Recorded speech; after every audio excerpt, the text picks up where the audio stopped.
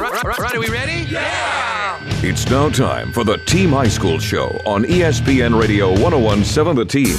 Stand by for action.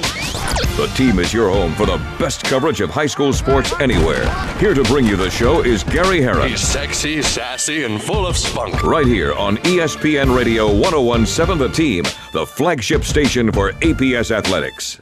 And a good Saturday morning to you. Hope you're having a great weekend. I know it's early in the weekend, but, well, looks like a great day out there. I've already been to the flea market. Already spent a few dollars on some collectibles and urge you to get outside today. Enjoy the day. Don't be sitting inside. There's no NCAA, not much baseball on to watch unless you're hooked with that NFL draft. With the 35th pick in the 18th round, yeah, you can get by that day. We got the state seedings, the softball bracket, baseball bracket being released tomorrow, 4 o'clock. You can see that on ProViewNetworks.com, Comcast Channel 26 in the Duke City. You can go out to the Library Bar and Grill in San Mateo and watch that. Again, that's at 4 o'clock. Good job, ProView Networks.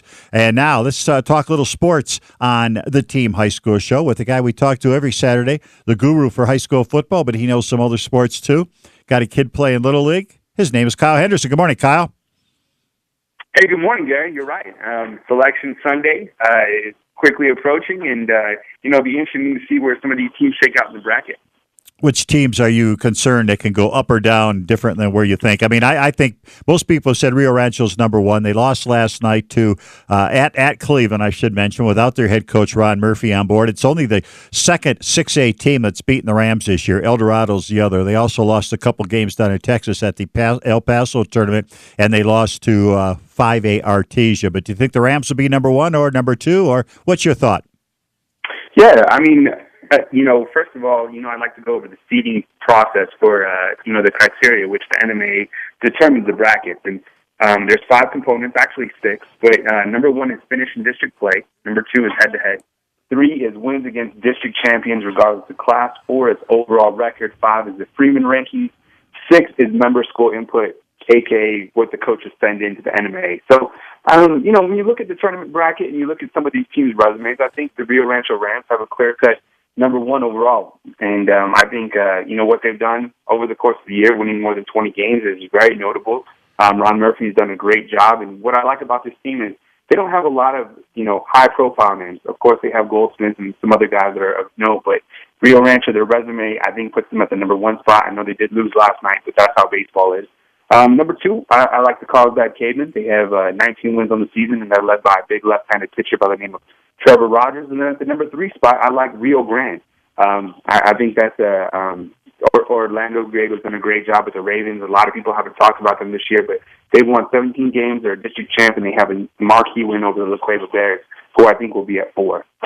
Okay, that's interesting. The Rio Grande wrapped up the district championship earlier in the week. Then they won big at Valley yesterday. So good for Orlando Griego. I've seen them play a couple of times. I saw them in their opener with Matt Sanchez pitching. They lost to Rio Rancho. I saw them get beat by Rio Rancho again, but I also saw them defeat Cleveland 10-0. So he obviously righted the ship, as did Gerard Pineda with La Cueva, because they started out with a horrendous record, and yet they managed to win that district. El Dorado, had it not lost a doubleheader to La Cueva recently, would have been the number 1, I think, hands down, because the Eagles beat the Rams, but they've lost a few games, so you got to put them. That sounds like a good solid 4. Where do you put Cleveland and Sandia and El Dorado, for that matter, Kyle? Well, at the 6th spot, you have, at the 5th spot, you have the El Dorado Eagles. As you mentioned, El Dorado had a good shot to be the number 1 seed overall, but La Cueva, they've been playing much better, as you mentioned, the last, several weeks, and they were able to take 2 from El Dorado, and then El Dorado lost against Sandia recently, 10-0. But you and I both know that when Nate Garley's on the mound, no one's better than El Dorado, arguably. At the number 6 spot, I think you got to put the Las Cruces Bulldogs. The Bulldogs are district champs. Last night, after sweeping Uniata, they have a 14-9 record. Actually, that should be a 16-9 record on the season.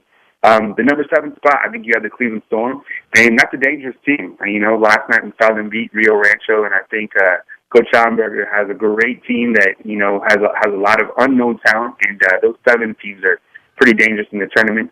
And number 8, another team from District 1-6A, Volcano Vista, Kevin Andrus, of course, one of the top coaches in the Metro. and they also have a big pitcher by the name of Tanner West. So I love the 6A field overall. I think it's going to be a very exciting state tournament. Well, time out.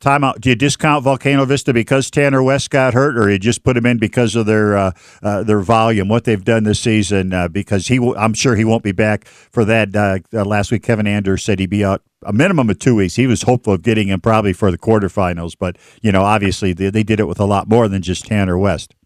Sure. I think, they have some other notable players for Volcano Vista, and I think their resume still with 16 wins on the season, playing in a very tough district.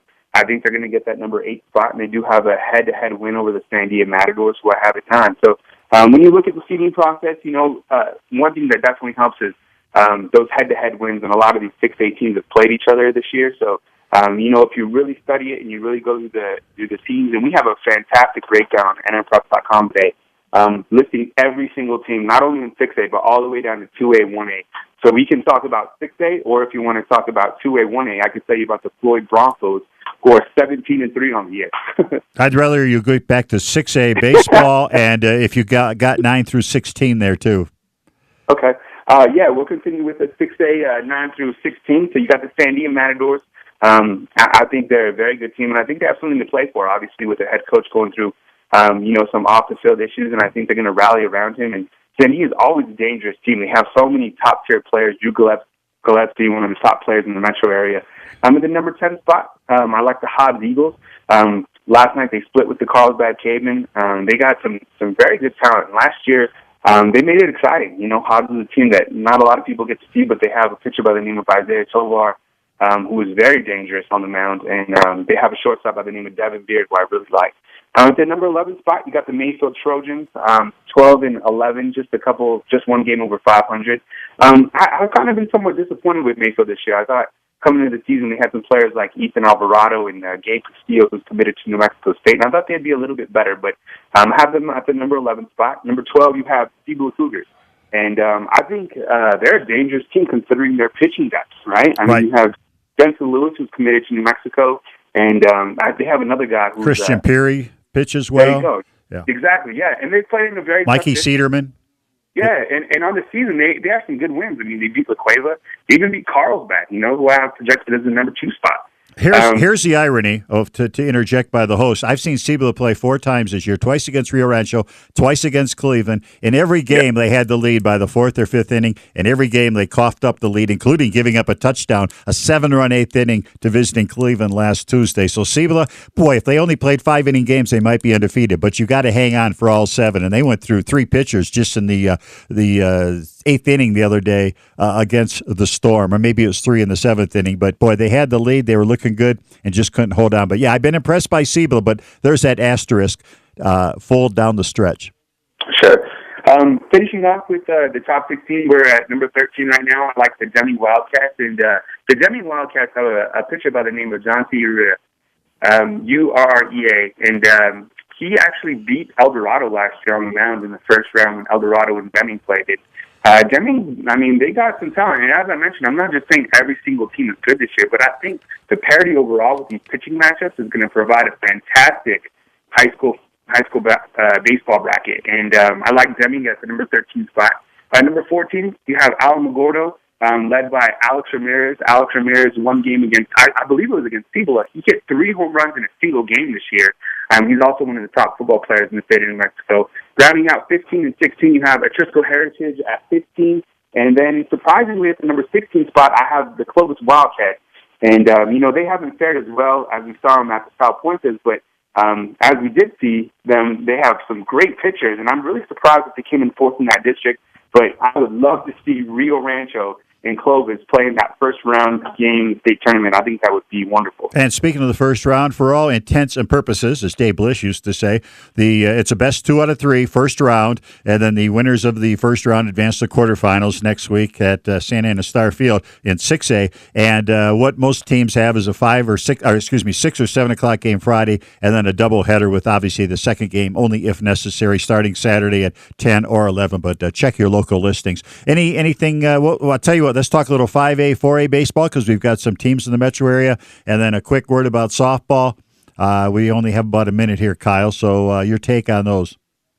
Well, I think with Class 5A, you have the Goddard Rockets, and the Goddard Rockets have, really stood out this year, going 21-3 on the season, and Coach Allen Edmondson has done a fantastic job. They're led by a pitcher by the name of Cal Villarreal, who's committed to New Mexico State. So I like the Goddard Rockets. Other teams to watch for include Pedro Vista, Centennial out of Las Cruces. So I think 5A is going to be fun as well, but I'm telling you, 6A bracket this year is going to be great. 4A, I've got a couple of coaches coming up after you. Glenn Copeland from Hope Christian, Paul Hewitt from Sandia Prep. Say something good about 4A. Well, I mean, Sandia Prep, I think they're the clear favorite.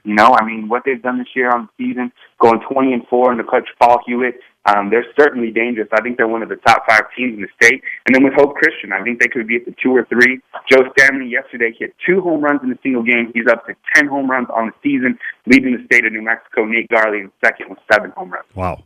Okay, good. Oh, I think that'll do it for your segment. I also just want to get final words from you before we say goodbye. A little sadness this past week. I mean, we had the Ray Chavez thing the week before, and they did a memorial service for him this past Sunday. Gary Gibbs, the former Deming Wildcat Silver High football coach, passed away on April 16th. Did you know Mr. Gibbs, Coach Gibbs, or have anything to say about his passing? I didn't know too much. I read a brief synopsis that I read online, but, with a lot of these Hall of Famers recently taking a step aside, it's a time to reflect and obviously, hug those loved ones because, nothing is for sure. That's right. Okay, you got a game? Caden got a game today? Caden Henderson on the field? Yeah, Caden Henderson on the field. Last week he was 2 for 3, so we're hoping for a 3 for 3 outing, but, it's just fun. We're hanging out, and I'm thinking about taking him to some go-karts later this afternoon. Wow, auto racing and baseball. Kyle, thanks for being on. We'll talk to you next Saturday. We'll talk a little bit about the first round. Again, that's Kyle Henderson, NMPreps.com.